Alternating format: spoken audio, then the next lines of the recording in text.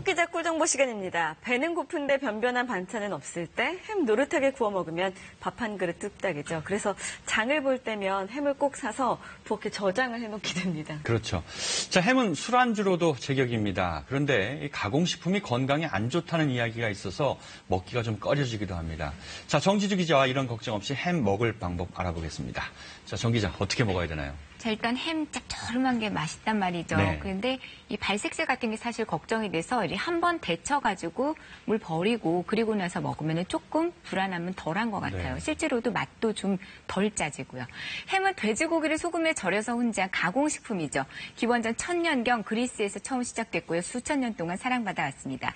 원래 햄은 그 자체로는 필수 아미노산이 골고루 함유된 단백질 식품입니다. 하지만 더 맛있게 자극적으로 만들다 보니 염분 들어갔죠. 또 먹음직스러운 붉은색을 위해 발색제까지 들어가다 보니 먹을 때마다 걱정하게 되는 음식이 됐습니다. 먹을거리 파동으로 참 요즘 힘들죠. 이렇게 먹으면 햄도 걱정 없이 즐길 수가 있습니다. 바로 만나보시죠. 자꾸만 손이 가는 음식입니다. 그냥 지나칠 수가 없죠. 부드럽고 짭조름한 맛, 밥을 부릅니다. 바로 햄이죠. 하지만 걱정거리도 있습니다. 손자는 햄을 좋아하는데 자주 해주기는 기름기가 너무 많아서 고민이 돼요. 자주 먹긴 하는데 염분 때문에 좀 걱정이 되더라고요. 이런 걱정에서 자유로울 수 있는 방법 있습니다. 바로 싱싱한 재료들을 직접 수제햄으로 만드는 겁니다. 의외로 어렵지가 않은데요. 일단 고기는 돼지 앞다리살 준비합니다. 소금, 설탕, 마늘과 채소도 필요하고요. 보통 햄은 살코기 부위를 많이 이용하는데 앞다리살을 이용하면 적절한 지방이 섞여 있어서 부드럽게 햄을 즐기실 수 있습니다. 먼저 키친타월 깔고 그 위에 돼지고기를 올립니다. 고기는 반죽하기 쉽게 갈아진 걸 쓰고요. 키친타월로 꾹꾹 눌러서 고기 핏물을 빼줍니다. 돼지고기 특유의 잡내를 없애고 빠른 부패도 막아줍니다. 믹서에 돼지고기를 넣고 소금과 설탕으로 간을 맞춥니다. 후추와 마늘 등 향신료로 남은 잡내를 더 잡고요. 그리고 각종 채소도 다져 넣습니다. 중요한 재료 있는데 바로 감자입니다. 햄을 만들 때 고기 반죽이 잘 뭉쳐지는 것이 가장 중요한데요. 이때 감자를 직접 갈아 넣으면 감자의 전분 성분이 고기를 잘 뭉쳐지게 하고요. 조금 더 쫀득한 식감을 느끼실 수 있습니다. 번거롭더라도 강판에 갈았어야 수분이 덜 나와서 반죽하기가 쉽습니다. 밀가루 넣을 때보다 소화도 잘 되고요. 열량도 낮죠. 탄수화물과 단백질, 지방, 비타민, 영양소가 골고루 포함됐습니다.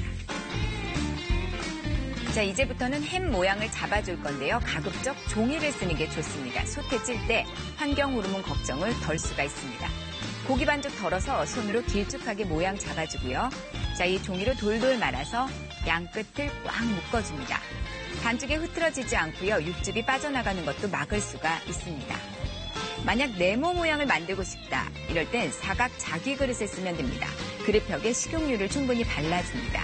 반죽을 쉽게 빼내기 위해 그릇에 코팅을 하는 거죠. 꽉꽉 눌러 담고요. 물을 끓여둔 찜솥 안에 수제 햄 반죽을 이렇게 넣습니다. 차곡차곡 쌓아 담는데요. 그리고 바로 뚜껑을 담아 덮어줍니다. 그래야 육즙이 잘 응축돼서 맛 좋은 햄을 만들 수가 있습니다.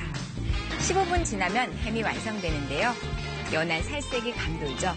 발색제가 첨가된 붉은빛 시판햄과는 분명 다릅니다. 자, 이렇게 맛과 영양이 듬뿍 담겼는데요. 냉동으로 3개월 보관 가능합니다. 이 수제햄과 각종 채소를 얇은 밀가루 반죽이죠. 또르띠아에 올리고 겨자 소스 살짝 뿌리면은 또르띠아 랩이 됩니다. 한 끼 식사로도 손색이 없겠죠. 그런데 이렇게 매번 수제햄을 만들기도 쉽진 않습니다. 명절에 선물로 들어온 통조림 햄이 남는 경우 많은데요.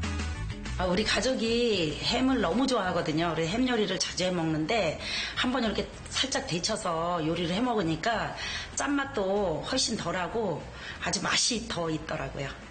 좀 더 자세히 알아볼까요? 햄은 적당한 크기로 잘라줍니다. 끓는 물에 닿는 면적을 최대한 늘리기 위해서죠. 이렇게 데치면 염분과 기름기, 첨가물들이 빠져나오는데요. 이때 뜨거운 물에 살짝 데쳐야 햄 모양이 망가지지 않습니다. 일반적인 가공햄은 나트륨 함량이 아주 높은 편이고 또 아질산염이나 보존료와 같은 여러 식품 첨가물이 함유가 되어 있습니다.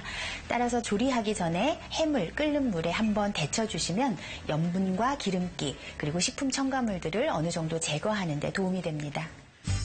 자, 이 데친 햄으로 맛 좋은 주먹밥을 만들어 봅니다. 일단 햄은 달군 팬에 얹어줍니다. 식용유 없이 그대로 굽는데요. 남아있는 기름기까지 줄이기 위해서입니다. 고슬고슬 잘 지은 밥에 참기름과 소금, 통깨 넣어 골고루 간 배도록 잘 섞어줍니다. 이번에는 햄이 담겼던 통조림통을 활용하는데요. 잘 헹궈서 물기 없애고요. 비닐 랩으로 통 안을 감쌉니다. 바닥과 벽면 잘 붙도록 꼼꼼하게 밀착시키고요. 여기에 재료를 차곡차곡 올릴 건데요. 먼저 바닥에 양념한 밥을 깔고 그리고 노릇노릇 잘 구워진 햄도 올립니다. 자, 그리고 그 위에 이 초록빛 양상추를 놓는데요. 몸에 염분 배출시키는 역할을 해서 햄과 잘 어울리는 채소입니다. 밥으로 덮어서 꾹꾹 누른 뒤에 그리고 바로 뒤집어서 빼냅니다. 비닐랩이 있어서 모양 흐트러질 염려는 일단 없습니다. 염분과 기름기, 첨가물마저 줄었습니다. 대신 맛과 재미, 영양까지 다 잡은 햄 주먹밥이 됐죠. 이번엔 소시지 알아봅니다. 소시지는 일단 잘게 칼집을 많이 내줍니다. 물에 닿는 면적을 최대한 늘리기 위해서죠. 이렇게 끓는 물에 데치면 염분과 첨가물이 더 빠르게 빠져나갑니다. 이쑤시개 등장했는데요. 양 끝에 이쑤시개를 꽂아서 동그란 꽃 모양을 만듭니다. 이 상태로 팬에 굽는데요. 가운데 빈 공간이 약간 허전한데 오늘은 여기에 달걀 노른자를 넣어봤습니다. 다른 건 넣어도 괜찮겠죠. 자, 사실 요즘 살충제 달걀 파동 때문에 이 달걀을 먹어야 할지 참 고민이 많은데요. 달걀 껍데기에 표기번호가 있으니까 축산물 품질평가원 인터넷 사이트를 통해 괜찮은 달걀인지 확인하고 먹는 게 좋겠죠. 자, 이렇게 해서 단백질 풍부한 소시지 요리와 샐러드와 곁들이며 비타민과 섬유질도 더해 먹을 수가 있습니다. 짭조름한 그 맛을 포기하기 힘들죠. 이런 방법 있으면 그나마 걱정 덜고 먹을 수 있을 것 같습니다.